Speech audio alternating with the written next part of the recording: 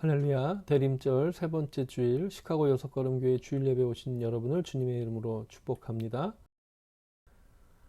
호흡이 있는 자마다 여호와를 찬양할지어다. 하나님을 찬양하는 삶이 되시기를 간절히 바랍니다. 우리 함께 정성껏 준비한 예물 하나님 앞에 드리겠습니다. 기도하시겠습니다. 사랑과 은혜가 충만하신 하나님 아버지, 오늘도 우리가 예배의 단을 쌓고 기도하며 주일을 거룩하게 지키게 하시니 감사합니다.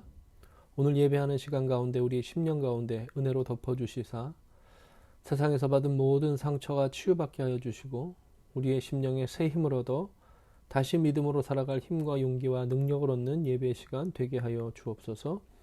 우리에게 주신 모든 것이 하나님의 은혜임을 고백합니다. 오늘 구별하여 드린 우리의 예물을 흠양하여 주시고 우리의 삶에 하나님의 은혜로 차고 넘치는 은총을 경험케 하여 주시옵소서.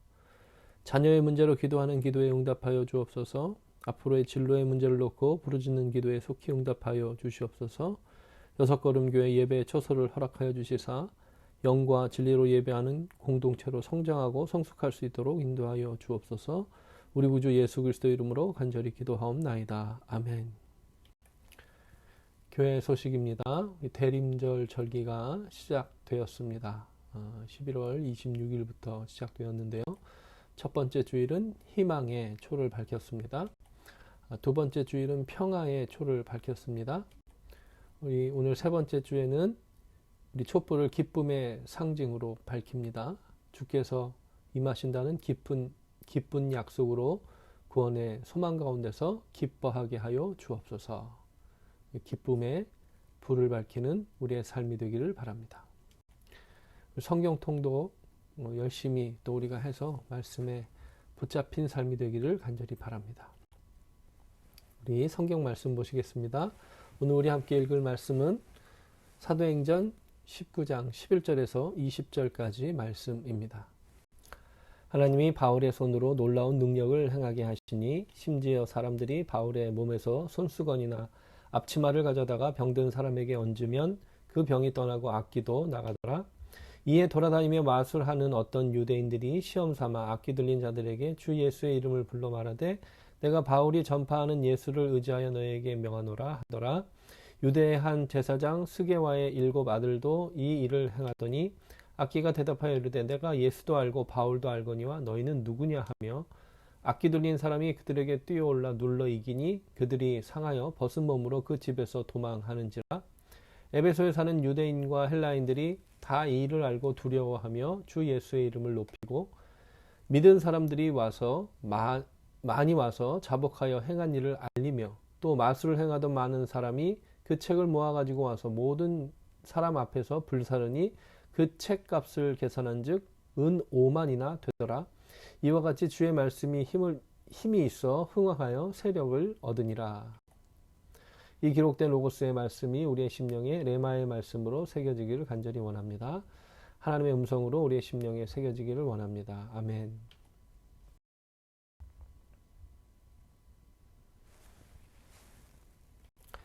에베소 교회를 방문한 사도 바울이요, 교회 안에서 어떤 제자들을 만났습니다. 근데 그 제자들이 신앙생활도 잘하고 교회 공동체 안에서 열심히 있었는데 뭔가 다른 점이 있는 것을 발견하게 되죠. 그게 보인다는 거예요. 그래서 어찌 보면 좀 무례할 수 있는 질문인데 단도직입적으로 물었습니다. 너희가 믿을 때 성령을 받았느냐? 그런데 그들의 대답이 무엇이었습니까? 성령이 무엇인지도 모르고 들어본 적도 없다는 겁니다. 아볼로도 그러지 않았습니까? 언변이 뛰어나서 설교를 잘했어요. 성경에도 능통했다고 말합니다. 그런데 뭔가 빠져 있다는 거예요. 뭔가 빠져 있는 것 같아서 이 브리스길라와 아굴라가 그것을 발견했다는 겁니다. 그에게 성령에 대해서 설명해 준 것이죠. 이 말씀을 우리에게 적용해서 우리의 신앙생활을 돌아볼 때 우리는 좀 뭔가 빠져 있는 신앙생활을 하고 있는 것은 아닌가? 우리를 돌아보는 그런 돌아봄이 있어야 된다라고 하는 것이죠.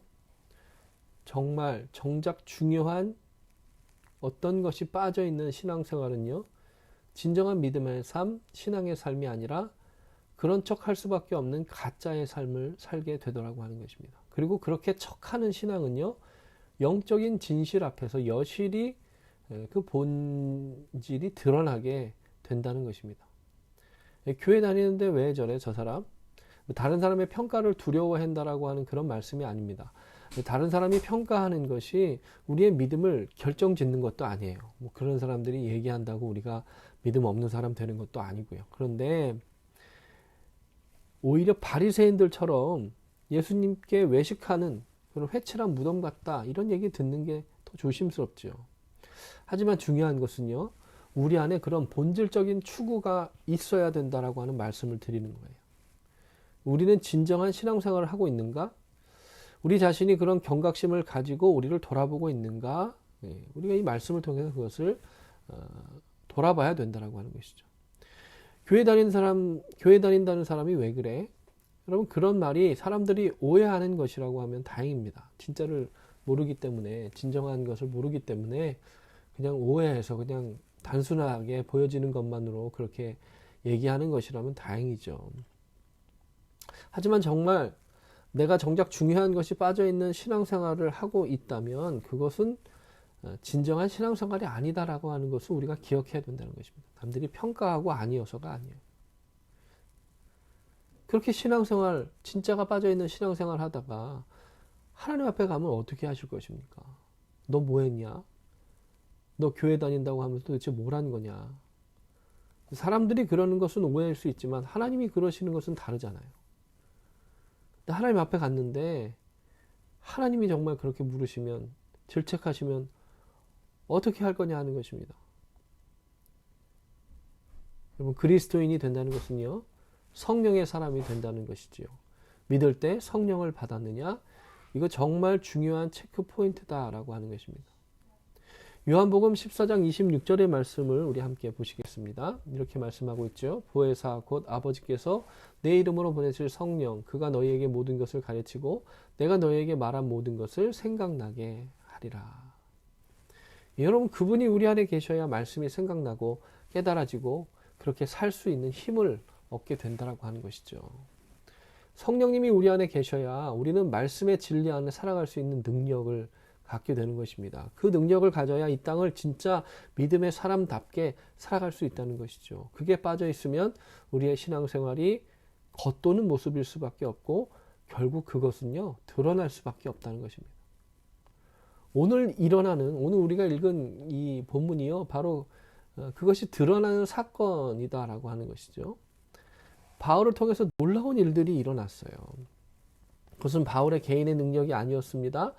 내주하시는 성령님이 나타내시는 것, 하나님이 나타내시는 것이에요. 그래서 분명히 이렇게 기록하죠. 하나님이 바울의 손으로 놀라운 능력을 행하게 하셨다. 심지어는요, 바울이 가지고 있던 지니고 있던 어떤 물건을 가져다가 이렇게 얹기만 해도 병이 떠나고 악기가 쫓겨가는 역사가 일어났다는 겁니다. 근데 바울을 흉내내는 사람들이 생겨났다는 거예요. 돌아다니면서 마술을 하는 어떤 유대인들이 돌아다니며 예수의 이름으로 귀신을 쫓아내는 흉내를 냈다는 겁니다. 당시 에베소와 대도시에 있는 이런 주술적인 일들을 행하는 사람들이 굉장히 많았다는 거예요. 이런 일들이 만연해 있었다는 겁니다. 악령을 쫓아내기 위해서 주술 같은 것을 사용했는데 어떤 이름을 사용했단 말이에요. 근데 당시 바울이 신비한 능력을 나타내고, 바울이 그런 신비한 능력을 나타낼 때 예수의 이름으로 행하는 것을 봤겠죠. 그것을 따라 했다는 겁니다. 그래서 그냥 예수의 이름이 아니라 바울이 전파하는 예수를 의지하여 너에게 명하노라, 이렇게 주술을 외웠다는 거예요. 그만큼 바울을 통해서 전해진 복음이 영향력이 있었다는 것이었겠죠. 그들이 가짜의 삶을 살다가 진짜를 보니까 그걸 따라하는 거예요. 마치 연예인을 따라하듯이 유명한 전문 용어로 용해 보이는 사람을 흉내내면서 돈을 벌기 위해서 사람들을 현혹시키는 그런 주술을 행하는 사람들이 있었다는 겁니다. 게다가 유대의 제사장 스게와의 7 아들들도 그런 것들을 흉내내며 다녔다는 거예요. 헬라어 원문에 보면 스게와가 대제사장이다라고 하는 언급이 있답니다. 유대교의 대제사장이 이방 땅에 있을 리가 없죠. 대제사장이면 예루살렘이나 어디, 그래도 적어도 이스라엘 어디 안에 있어야 되는데 예루살렘에 있어야 되는 게 맞는 거죠. 그러니까 지금 여기서 수게와의 제사장이라고 하는 사람의 아들이라는 사람들은요, 자신들이 대제사장 가문이다라고 하는 것을 빙자한 거예요. 그러면서 주술적인 행위로 벌어먹고 사는 그런 사람들이 있었다는 겁니다. 이 앞에서도 유대인들이 이방 땅에서 주술적인 일을 행하고 대제사장 가문이라고 하면서 사람들을 속이면서 주술적인 행위를 하는 사람들이 있었다는 거예요. 이방 땅에 유대교가요, 이런 미신적인 요소가 혼합되어서 변질된 모습이 만연했다는 겁니다. 사람들이요, 유대교를 유대교로 인정하지 않고, 저 사람들은 이상한 사람들이야, 이렇게 바라보지 않았겠습니까? 사람들에게 인정받지 못하고 있었던 상황이다라고 하는 거예요. 그렇게 에베소 사람들이요, 그런 혼합되고 변질된 모습의 종교인들의 모습을 보다가 진짜 성령이 가득한 바울을 봤어요. 그리고 에베소 교인들을 봤어요.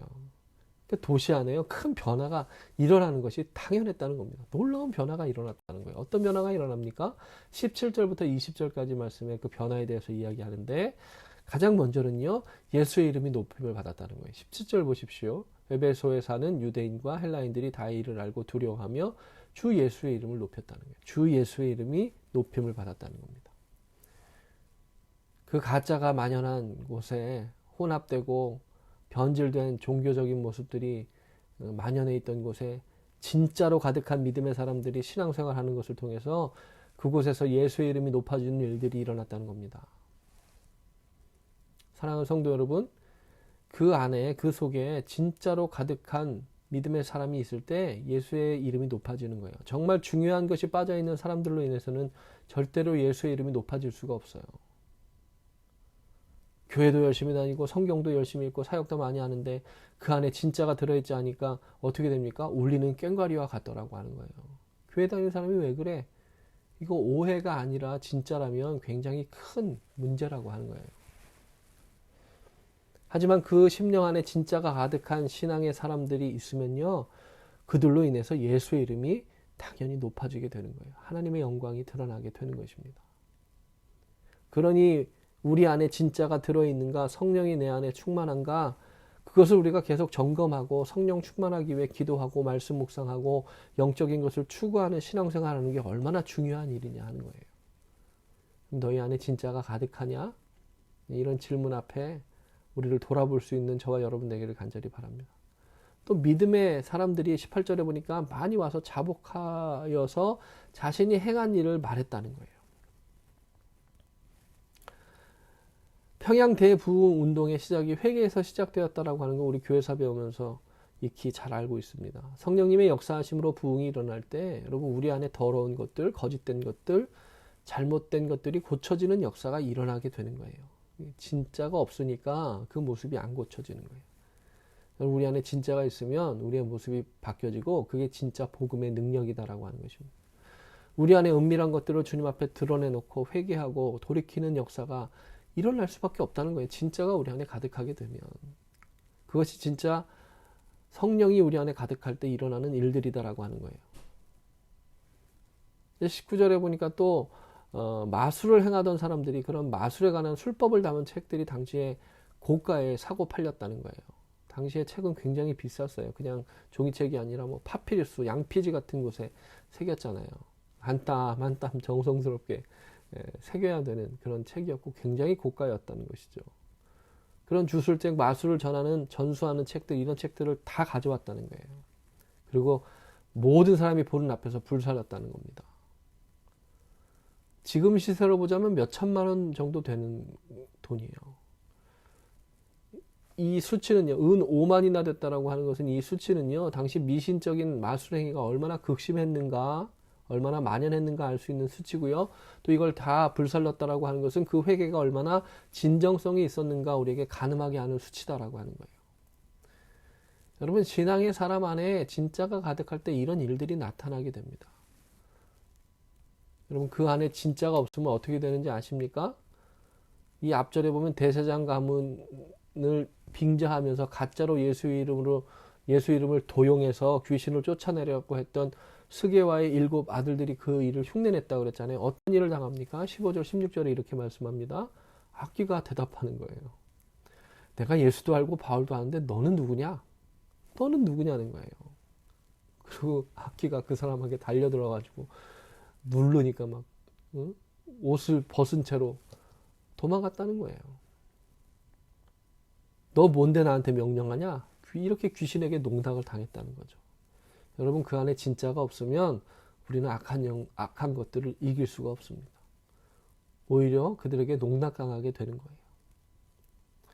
심령에 성령이 충만한 신앙의 사람들의 삶을 통해서 여러분, 예수의 이름이 높아지게 되고 자복하고 회개함으로 삶이 변화되는 일들이 일어나고 악한 영이 굴복하고 죄와 저주의 사슬이 끊어지고 자유와 평화가 임하는 놀라운 은혜가 가득하게 된다는 거예요. 진짜가 가득해야 우리 안에 성령이 충만할 때 이런 역사가 일어나게 된다고 하는 것입니다.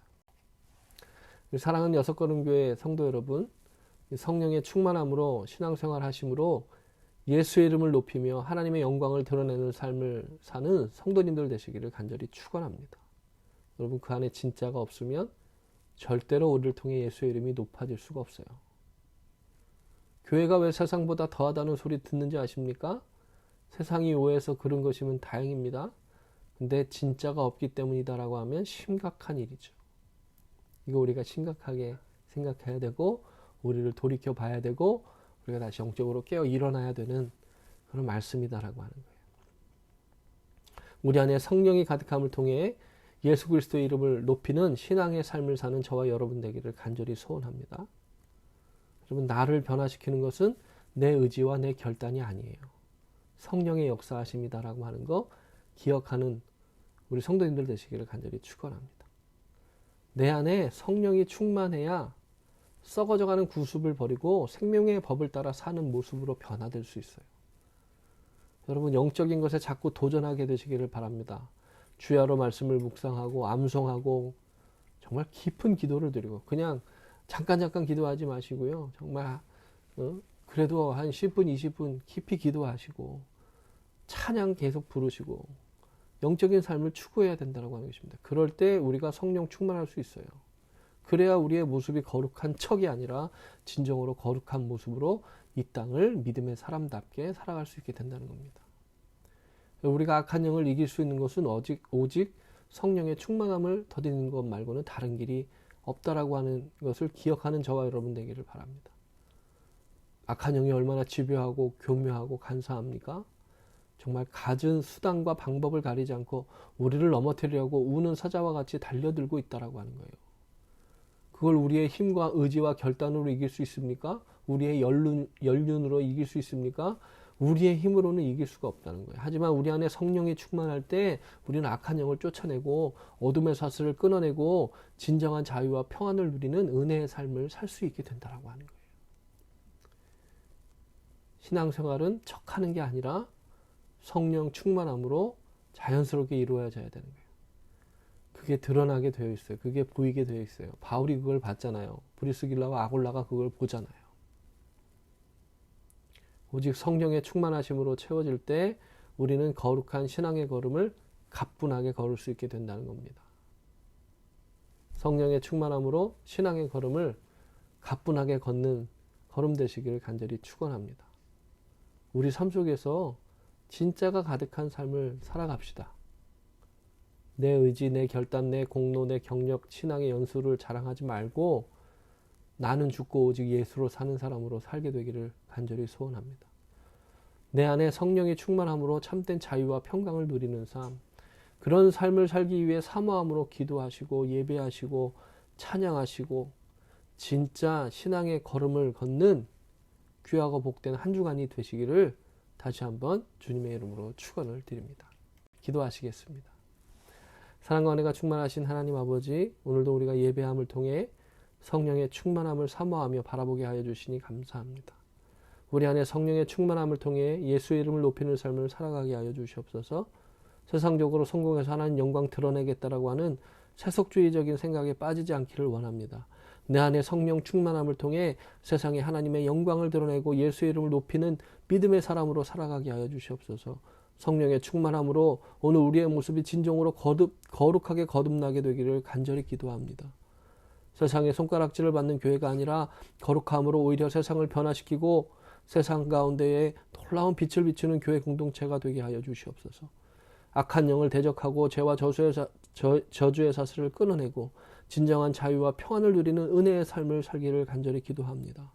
주님, 오늘 우리 안에 충만하게 임재하여 주시사 우리로 하여금 세상을 넉넉히 이기며 세상의 거룩함을 드러내고 세상을 치유하고 변화시키는 믿음의 사람, 교회 공동체가 될 수 있도록 우리 가운데 충만히 임재하여 주시옵소서. 이제는 우리 구주 예수 그리스도의 무한하신 은혜와 하나님 아버지의 만극하신 사랑하심과 성령님의 내주 교통하시고 충만하게 임재하여 주시는 은총이 성령 충만함으로 예수의 이름을 높이고 빛된 삶을 살고 악한 영을 이기며 나아가기로 결단하는 모든 믿음의 사람들, 예배하고 세상으로 나가는 모든 신앙의 걸음 위에 이제로부터 영원토록 함께하여 주시기를 간절히 축원하옵나이다. 아멘. 우리 성령 충만함으로 세상을 넉넉히 이기며 나아가는 한 주간이 되시기를 간절히 축복합니다. 우리 예배를 마치겠습니다.